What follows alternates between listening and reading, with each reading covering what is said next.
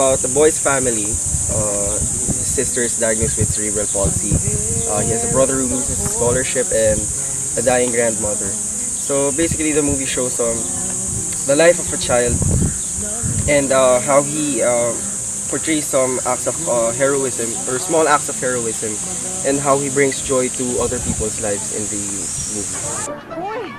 Marigot, ano na? Kamusta ka na? Okay lang. Ano na magpa-fiesta na Edna? Ang catering, mapakater ka daw sa Ako fiesta. magpapakater. Ito rin. Kung ano naman ba? So, Ang character dito ni Edna is, pinapakita niya dito yung generic role ng isang ina. Sa totoo lang, mahirap maging isang ina. I think na ako, ina din ako. Tapos, idagdag pa sa sitwasyon ng kahirapan. All my enemies can set me free. You welcome me as an honored guest.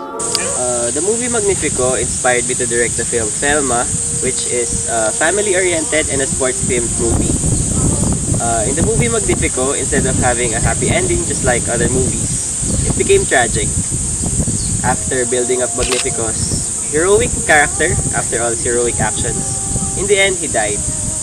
Sports films can be very inspiring. It's almost like a metaphor of life. A lot of people can learn not just how the sport is, but also life values. Kailan mo ba matatapos yan? Kailan mo titigilan yan? Hayaan mo na ako. Ito lang naman libangan ko eh. Subukan ko po kaya yung buuin. Baka mabuo ko.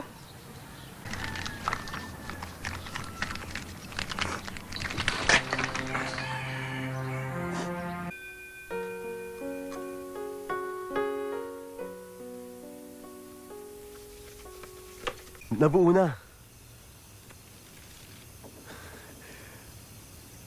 Binuo ni Magnifico. This is to signify that some problems could be difficult to be solved as we don't know how to solve them. But there are some alternatives. Moreover, it emphasizes various social injustice experienced by the marginalized sectors such as affordable and quality education and medical services, less job opportunities, and discrimination. The struggles of Magnifico's life on the film shows how a child views poverty and finds solution through his heroic deeds. The scene also includes the usage of gloomy and dull lightings or cinematography, slow background music, light-colored costumes add to the drama of his life as a child who is raised in poverty. This can be related to the families in the Philippines who are determined to do everything for the betterment of their life. Jesus ko, anong araw sa tagiliran mong mahal na pinaglagusan si Bat, nabiko ka na ng Magnifico's interaction with Helen, who is diagnosed with severe cerebral palsy, is a prominent example on how Magnifico acts in ways to defend and care for those people who cannot do so for themselves. Magnifico asked for Mang Domeng for a wheelchair for Helen. Hindi po kasi nakakapaglakad yung kapatid ko eh. Kung pwede po sana, hingin ko na lang po yung wheelchair nyo. Hindi pwede. Sige na naman po. Hindi nyo naman po ginagamit yun eh. O sige, bilhin mo, 3,000. Sige na naman po, Mandomeng. Isang gabi lang naman po yun eh. Kung gusto nyo po, rentahan ko po, 300. Sige, sige na. Salamat po, Mandomeng ha. Salamat po. Pupunta ko lang po kayo mamaya gabi sa bahay nyo. Salamat po talaga, Mandomeng ha. Sige po. In the Philippine context, of course, we're very much hospitable, and the bond between the members of the family is very tight. Magnifico's act to defend and take care of her sister is very generous of him.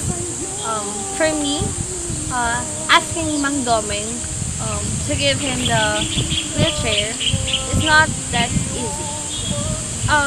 Of course, a wheelchair requires us to have a lot of money to afford it, and a wheelchair will take you to a place where you can't go because you're not capable of. And also, for me, we only get one shot at a life. When you finally decide and have made made the biggest decision of your life, of whether to take it or to not, it is final. Kaduring! Kaduring! Kaduring! Kaduring, inumin niyo raw po to, isang beses sa isang araw, para raw po gumaling yung sakit ng lalamunan niyo. Sige po. Kaduring, hindi pa po ba gumagaling yung lalamunan niyo? Alam mo ikaw, niloloko mo lang ako. Anong gumagaling? Itinapon ko na yung bote mo. Layas na!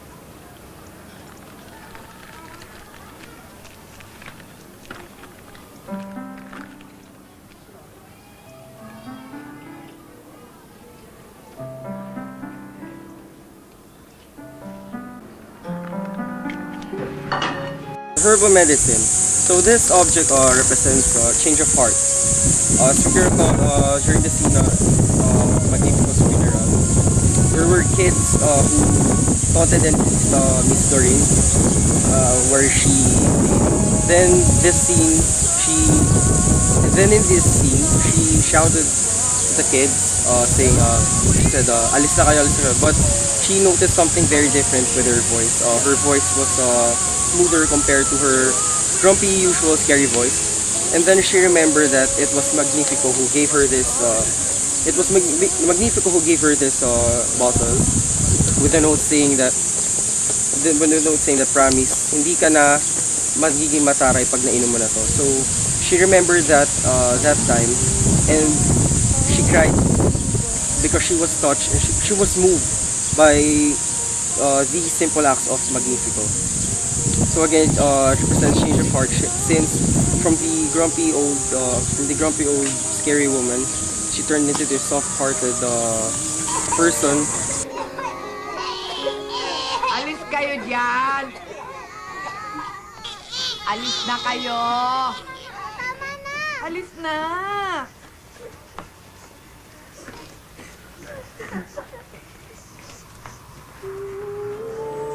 The herbal medicine was for Miss During's cough and husky voice. Magnifico was only concerned about Miss During's well-being. Aside from her grumpy attitude, her voice was also something to be afraid of. That's why Magnifico kept on giving her the herbal medicine to soothe her voice. So it shows that the child is not just someone to be taken care of. It shows that the child is capable of taking care of someone. Again, recalling that Magnifico cared so much for his grandmother and Miss Doreen. So Magnifico was able to act like a grown-up and still maintain the joy in a child's life, even though they were less fortunate. Magnifico also acts as a patriot to the children. Despite the fact of being weak and oppressed, he still insists the presence of hope. Simple-minded yet earnest and honest to himself. Poverty porn, well, I think it's not correct to relate this movie with that term. The movie's mere representation, or it just tells the story of the life of a child, his struggles, and how he faces poverty in a different manner. Good things can still happen, and you can still live differently even if you're poor. You don't have to be depressed every single time. You can still, this shows that you can still lift yourself up, even if you're still a child. Unlike the movies I made, which is mostly about oppression and the Philippine government, Magnifico is a fresh representation on how children was greatly affected by the poverty and oppression, and on how they adapt on it. So in the two movies, On the Job and Noy, poverty was stereotypically portrayed. It was related with crime and other tragic happenings. However, in this movie Magnifico, we provided a different perspective on how you can view poverty. So this shows poverty in a child's life, how good things can still happen even if you're living in that kind of situation. How you can still manage to have a different view of the world even if you're not provided with other material things or the other conveniences of life.